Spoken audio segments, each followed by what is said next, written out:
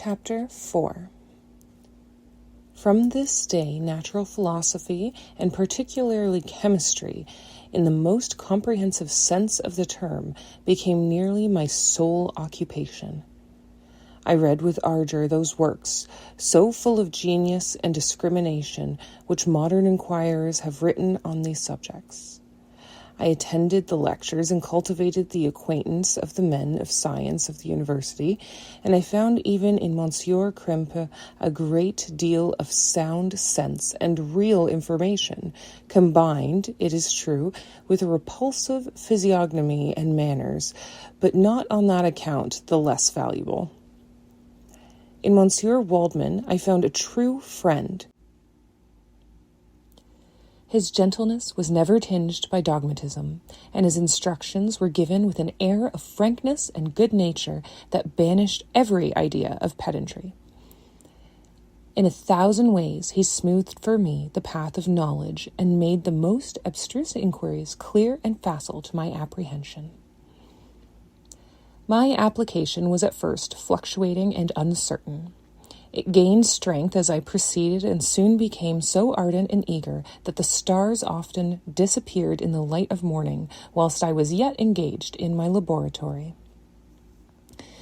As I applied so closely, it may be easily conceived that my progress was rapid.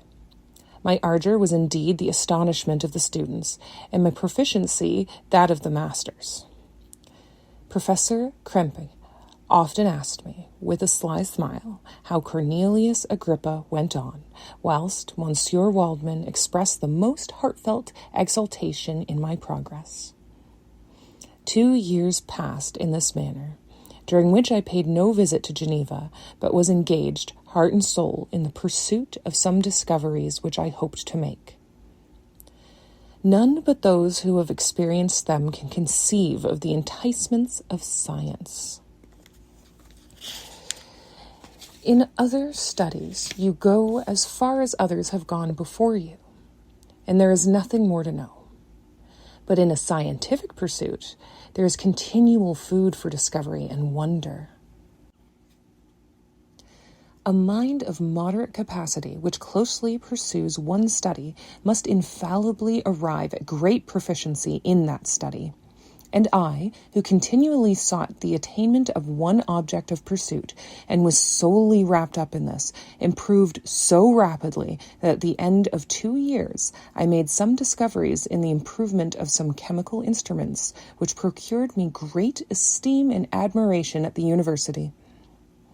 When I had arrived at this point, and had become as well acquainted with the theory and practice of natural philosophy as depended on the lessons of any of the professors of Ingolstadt, my residence there being no longer conducive to my improvements, I thought of returning to my friends and my native town, when an incident happened that protracted my stay. One of the phenomena which had peculiarly attracted my attention was the structure of the human frame, and indeed any animal endued with life. Whence, I often asked myself, did the principle of life proceed? It was a bold question, and one which has ever been considered as a mystery.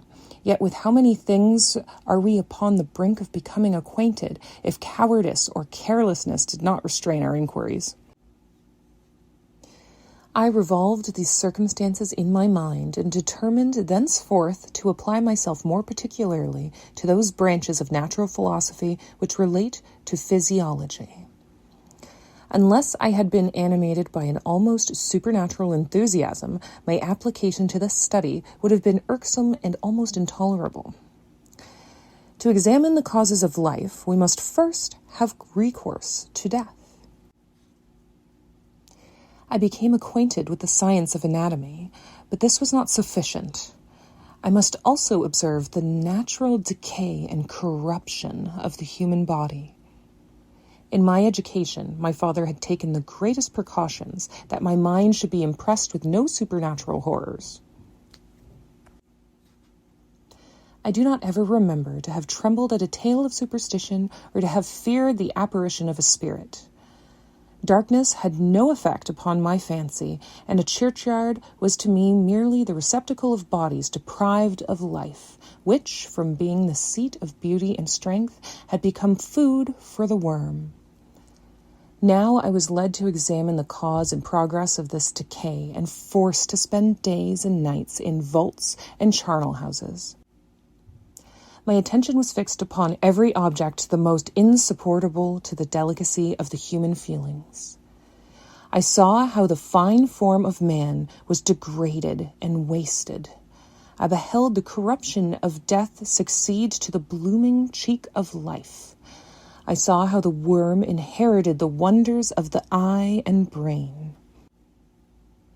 I paused, examining and analyzing all the minutiae of causation, as exemplified in the change from life to death, and death to life, until from the midst of this darkness a sudden light broke in upon me, a light so brilliant and wondrous, yet so simple, that while I became dizzy with the immensity of the prospect which it illustrated, I was surprised that among so many men of genius who had directed their inquiries towards the same science, that I alone should be reserved to discover so astonishing a secret. Remember, I am not recording the vision of a madman. The sun does not more certainly shine in the heavens than that which I now affirm is true. Some miracle might have produced it, yet the stages of the discovery were distinct and probable. After days and nights of incredible labor and fatigue, I succeeded in discovering the cause of generation and life. Nay, more, I became myself capable of bestowing animation upon lifeless matter. The astonishment which I had at first experienced on this discovery soon gave place to delight and rapture. After so much time spent in painful labor, to arrive at once at the summit of my desires was the most gratifying consummation of my toils. But this discovery was so great and overwhelming that all the steps by which I had been progressively led to it were obliterated, and I beheld only the result. What had been the study and desire of the wisest men since the creation of the world was now within my grasp. Not that, like a magic scene, it all opened upon me at once. The information I had obtained was of a nature rather to direct my endeavors so soon as I should point them towards the object of my search than to exhibit that object already accomplished. I was like the Arabian who had been buried with the dead and found a passage to life, aided only by one glimmering and seemingly ineffectual light. I see by your eagerness and the wonder and hope which your eyes express, my friend, that you expect to be informed of the secret with which I am acquainted. That cannot be. Listen patiently until the end of my story, and you will easily perceive why I am reserved upon that subject. I will not lead you on, unguarded and ardent as I then was, to your destruction and infallible misery. Learn from me, if not by my precepts, at least by my example, how dangerous is the acquirement of knowledge, and how much happier that man is who believes his native town to be the world than he who aspires to become greater than his nature will allow. When I found so astonishing a power placed within my hands, I hesitated a long time concerning the manner in which I should employ it. Although I possess the capacity of bestowing animation, yet to prepare a frame for the reception of it, with all its intricacies of fibers, muscles, and veins, still remained a work of inconceivable difficulty and labor. I doubted at first whether I should attempt the creation of a being like myself, or one of a simpler organization, but my imagination was too much exalted by my first success to permit me to doubt of my ability to give life to an animal as complex and wonderful as man. The materials at present within my command hardly appeared adequate to so arduous an undertaking, but I doubted not that I should ultimately succeed. I prepared myself for a multitude of reverses, My operations might be incessantly baffled, and at last my work be imperfect. Yet, when I considered the improvement which every day takes place in science and mechanics, I was encouraged to hope my present attempts would at least lay the foundations of future success. Nor could I consider the magnitude and complexity of my plan as any argument of its impracticability. It was with these feelings that I began the creation of a human being. As the minuteness of the parts formed a great hindrance to my speed, I resolved, contrary to my first intention, to make the being of a gigantic stature, that is to say, about 8 feet in height and proportionably large. After having formed this determination and having spent some months in successfully collecting and arranging my materials, I began. No one can conceive the variety of feelings which bore me onwards like a hurricane in the first enthusiasm of success. Life and death appeared to me ideal bounds, which I should first break through and pour a torrent of light into our dark world. A new species would bless me as its creator and source. Many happy and excellent natures would owe their being to me. No father could claim the gratitude of his child so completely as I should deserve theirs. Pursuing these reflections, I thought that if I could bestow animation upon lifeless matter, I might in process of time, although I now find it impossible, renew life where death had apparently devoted the body to corruption.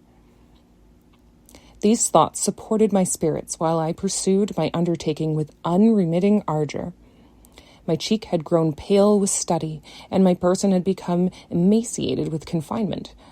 Sometimes on the very brink of certainty I failed, yet still I clung to the hope which the next day or the next hour might realize. One secret which I alone possessed was the hope to which I had dedicated myself, and the moon gazed on my midnight labors while, with unrelaxed and breathless eagerness, I pursued nature to her hiding places. Who shall conceive the horrors of my secret toil as I dabbled among the unhallowed damps of the grave or tortured the living animal to animate the lifeless clay? My limbs now tremble, and my eyes swim with the remembrance. But then a resistless and almost frantic impulse urged me forward. I seemed to have lost all soul or sensation but for this one pursuit. It was indeed but a passing trance that only made me feel with renewed acuteness so soon as, the unnatural stimulus ceasing to operate, I had returned to my old habits. I collected bones from charnel houses and disturbed with profane fingers the tremendous secrets of the human frame. In a solitary chamber, or rather cell, at the top of the house, and supported from all the other apartments by a gallery and staircase, I kept my workshop of filthy creation. My eyeballs were starting from their sockets in attending to the details of my employment. The dissecting room and the slaughterhouse furnished many of my materials, and often did my human nature turn with loathing from my occupation, whilst, still urged on by an eagerness which perpetually increased, I brought my work near to a conclusion. The summer months passed while I was thus engaged, heart and soul, in one pursuit. It was a most beautiful season. Never did the fields bestow a more plentiful harvest, or the vines yield a more luxuriant vintage, but my eyes were insensible to the charms of nature. And the same feelings which made me neglect the scene around me caused me also to forget those friends who were so many miles absent, and whom I had not seen for so long a time. I knew my silence disquieted them, and I well remembered the words of my father. I know that while you are pleased with yourself, you will think of us with affection, and we shall hear regularly from you. You must pardon me if I regard any interruption in your correspondence as a proof that your other duties are equally neglected. I knew well, therefore, what would be my father's feelings, but I could not tear my thoughts from my employment, loathsome in itself.